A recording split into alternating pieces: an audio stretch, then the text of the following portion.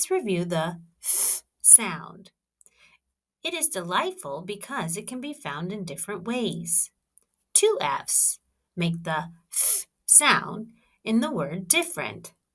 PH makes the sound in the word phone. GH makes the sound in the word cough. F makes the sound in the word flower. Let's say some of these sounds together. For a challenge, please try to say the words before you hear me say them. PH, elephant.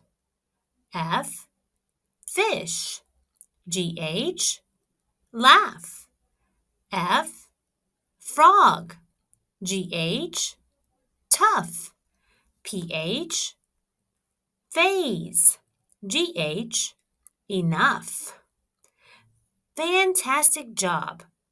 On a final note, when it comes to the sound, remember to have fun.